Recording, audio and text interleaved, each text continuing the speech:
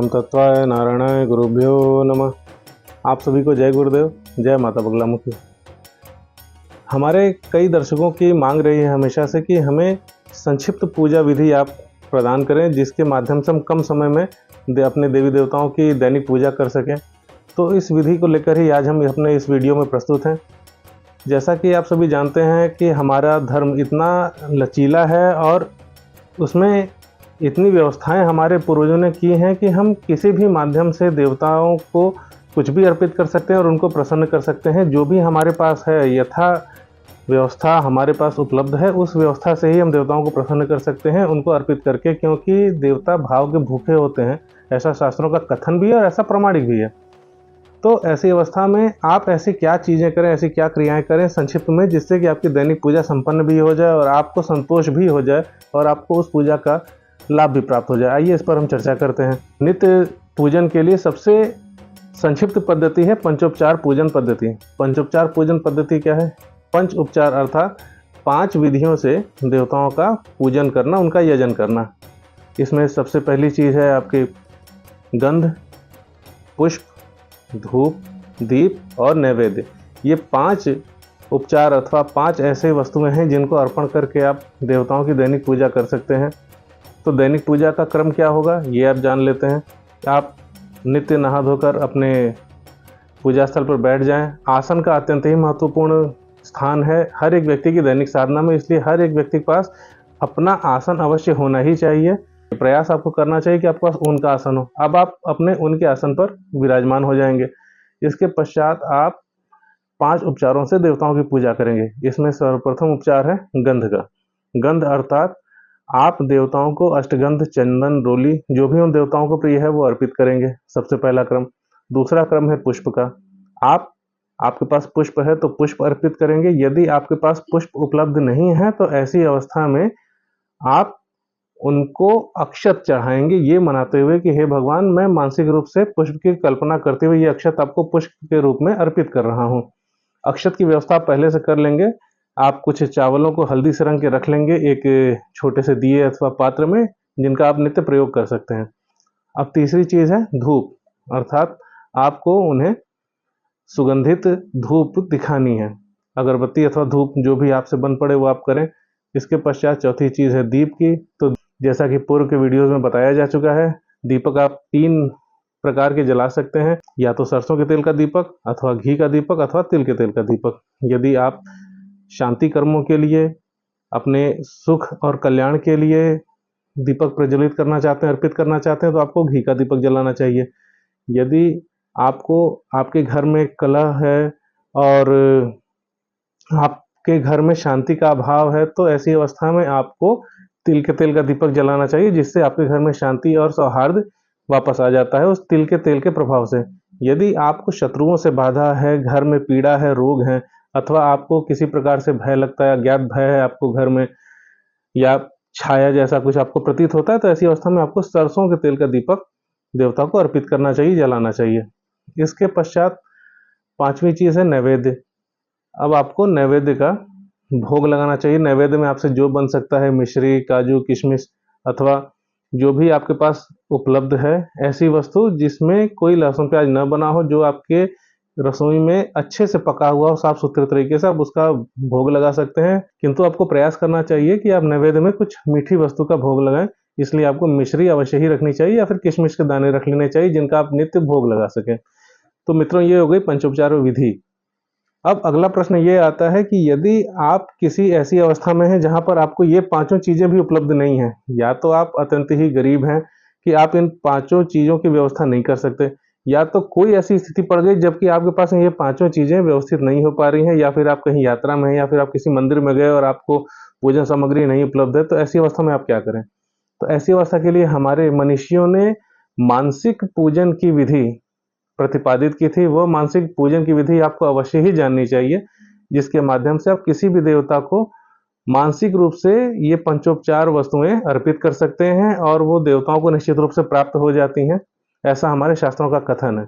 आपको प्रयोग करना चाहिए। हम लोग भी ये चीज़ें प्रयोग करते हैं। जब भी हम लोग कभी बाहर किसी देवता के स्थान पर जाते हैं अथवा पूजन करते हैं, तो ऐसी अवस्था में हम लोग मानसिक पूजन अवश्य ही करते हैं। इसके अतिरिक्त यदि आप घर में भी पूजन कर रहे हैं तो निश्चित रूप से आपको मानसिक पूजन अवश्य ही करना चाहिए हर पूजन के उपरांत, क्योंकि इससे आपके पूजन के जो भी दोष हैं वो दूर हो जाते हैं और वो पंचोपचार पूजन पूर्ण माना जाता है। अब हम मानसिक पूजन की पंचोपचार विधि समझ लेते हैं। देखिए, पंचोपचार के लिए आपकी ये जो 5 उंगलियां हैं यही पर्याप्त हैं। आपके दोनों हाथों की जो 5-5 उंगलियां हैं, इन्हीं पर उन पांचों उपचारों की कल्पना की जाती है और उनको देवताओं को अर्पित किया जाता है। जो कनिष्ठिका उंगली है दोनों हाथों की, इस पर हम कल्पना करते हैं गंध की। फिर जो हमारा अंगूठा है, इस पर हम कल्पना करते हैं पुष्प की। जो हमारी तर्जनी है, इस पर हम कल्पना करते हैं धूप की। मध्यमा पर कल्पना करते हैं दीप की।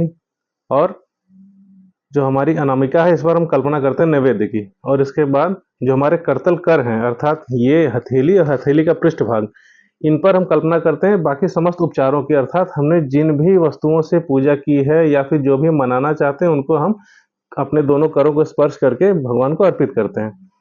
अब इनके मंत्र जान लेते हैं। चूंकि गुरु मंत्र के माध्यम से हम नित्य पंचोपचार पूजन करते हैं, अतः आपके सम्मुख वही मंत्र प्रस्तुत किए जा रहे हैं। आप उनको ध्यान दें, आप हो सके तो उनको नोट कर लें और उनको अपने दैनिक पूजा में रखें, क्योंकि गुरु मंत्र के माध्यम से यदि कोई पूजा की जाती है तो निश्चित रूप से हर एक देवता देवी, आपके इष्ट, आपके कुल देवी, सबको वो पूजा प्राप्त होती ही है निश्चित रूप से, क्योंकि प्रत्येक शक्ति इस पूरे ब्रह्मांड में गुरु रूप में कार्य करती ही है और गुरु रूप में ही वह सबका कल्याण करने में सक्षम होती है। इसीलिए इन मंत्रों के आगे गुरु मंत्र जोड़ा गया है। हमारे परम पूज्य गुरुदेव द्वारा ये विद्या प्रतिपादित की गई है जो आपको यहाँ पर प्रदान की जा रही है। चलिए, तो सर्वप्रथम कानी उंगली को ऐसे स्पर्श करते हैं अंगूठे से और बोलते हैं ओम परम तत्वाय नारायणाय गुरुभ्यो नमः लम पृथ्व्यात्मकम गंधम सशक्तिकम श्री गुरुवे समर्पयामि। यहाँ पर श्री गुरुवे समर्पयामि है। आप श्री गुरुवे समर्पयामि की जगह पर अपने इष्ट का नाम लेकर समर्पित कर सकते हैं। आप यदि भगवान सदाशिव को अर्पित करें तो श्री सदाशिवम समर्पयामि, अथवा श्री दुर्गायाम समर्पयामि, या फिर श्री विष्णुवे समर्पयामि। इस प्रकार से आप मंत्रों में परिवर्तन कर सकते हैं। वहां पर गुरु की जगह पर आपके जो इष्ट है उनका नाम आप ला सकते हैं। पांचों तत्वों का इन उंगलियों पर वास माना जाता है। कनिष्ठिका पर वास माना जाता है पृथ्वी तत्व का, अंगूठे पर वास माना जाता है आकाश तत्व का, तर्जनी पर वायु तत्व, मध्यमा पर अग्नि तत्व और अनामिका पर जल तत्व। इन्हीं पांचों तत्वों के माध्यम से हम पंचोपचार पूजन संपन्न करते हैं।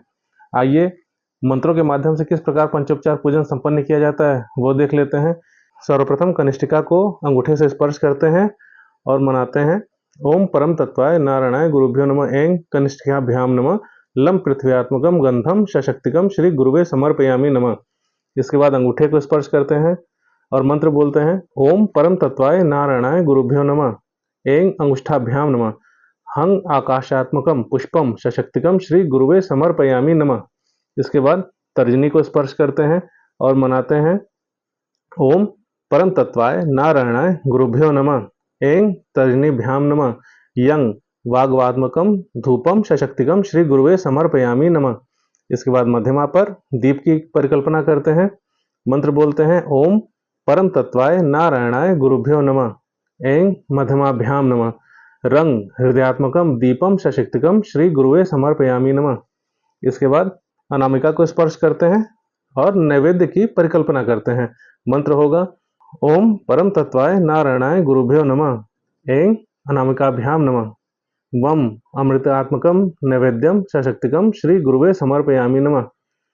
इसके पश्चात आप अपनी दोनों हथेलियों को जोड़ लेते हैं और उनके पृष्ठों को भी स्पर्श करते हैं, ऐसे ऐसे और ऐसे, और मंत्र बोलते हैं ओम परम तत्वाय नारायणाय गुरुभ्यो नमः ऐं करतल कर पृष्ठाभ्याम नमः सम सर्वात्मकम तांबूलम सशक्तिकम श्री गुरुवे समर्पयामि नमः सर्वोपचार पूजाम समर्पयामि नमः।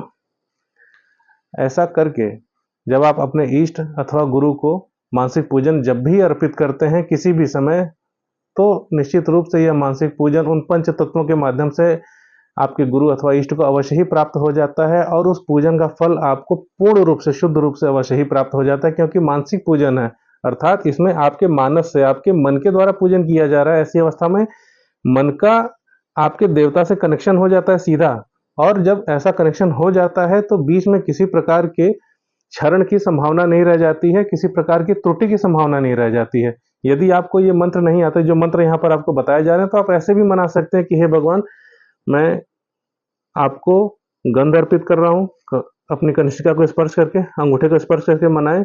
मैं आपको पुष्प अर्पित कर रहा हूँ, तर्जनी को स्पर्श करके मनाएं कि मैं आपको धूप अर्पित कर रहा हूँ, मध्यमा को स्पर्श करके बोलें कि मैं आपको दीप अर्पित कर रहा हूँ, और अनामिका को स्पर्श करके बोलें कि मैं आपको नैवेद्य अर्पित कर रहा हूँ। इसके पश्चात दोनों हाथों को स्पर्श करें और मनाकर चढ़ा दें कि हे भगवान, तांबूल रूपी उपचार आपको अर्पित कर रहा हूँ और इसके पश्चात समस्त उपचार आपको अर्पित कर रहा हूँ। अगर मुझसे कोई त्रुटि हो जाए तो क्षमा करें और इस पूजन को स्वीकार करें। आपको संस्कृत नहीं आती है, कोई बात नहीं, आपको प्रयास करना चाहिए संस्कृत सीखने का, इन मंत्रों को सीखने का, क्योंकि ये गुरु मंत्र से युक्त पंचोपचार पूजा है। निश्चित रूप से इसका विशेष लाभ तो होता ही है, लेकिन यदि आप नहीं कर पा रहे हैं, जब तक आपको अभ्यास नहीं हो जाता, तब तक आप हिंदी में जो अभी आपको विधि बताएगी उस प्रकार से भी अगर अर्पित करते हैं नित्य, तो निश्चित रूप से आपको पंचोपचार पूजा का लाभ प्राप्त होता ही है। आपको ये पूजा पद्धति प्रतिदिन अपने पूजन घर में सुबह शाम दोनों समय पर अवश्य ही करनी चाहिए, दोनों संध्याओं में करनी चाहिए। इसके अतिरिक्त जब भी आप किसी मंदिर में जाते हैं, किसी देवी विग्रह, किसी देवता के विग्रह के सम्मुख जाते हैं अथवा अपने गुरु के सम्मुख जाते हैं, तब भी आपको निश्चित रूप से इन पंचोपचार पूजन को मानसिक रूप से स्पर्श करते हुए मना ही लेना चाहिए, अपने मन ही मन में मना लेना चाहिए, क्योंकि इससे आपके सम्मुख जो भी देवता की शक्ति है उसका पूजन हो जाता है। वो शक्ति आपको आशीर्वाद ही प्रदान करती है, क्योंकि आपने कुछ तो दिया ना उनको। आपने जब अपने मन से उनको कुछ प्रदान किया तो निश्चित रूप से वहां से भी कुछ तो आया ही होगा, क्योंकि ये पूरा ब्रह्मांड गिव एंड टेक पर चलता है। आपने कुछ दिया, ऊर्जा आपने कहीं भेजी, तो निश्चित रूप से वहां से आपको कुछ ऊर्जा वापस प्राप्त होती ही है। तो आप सकारात्मक ऊर्जा ग्रहण करते रहें। मानसिक पूजन के माध्यम से आपका कल्याण हो, आपके इष्ट, आपके गुरु की आप पर कृपा बनी रहे, ऐसी हमारी मनोकामना है। मिलेंगे अगले वीडियो में, तब तक के लिए जय गुरुदेव, जय माता बगला।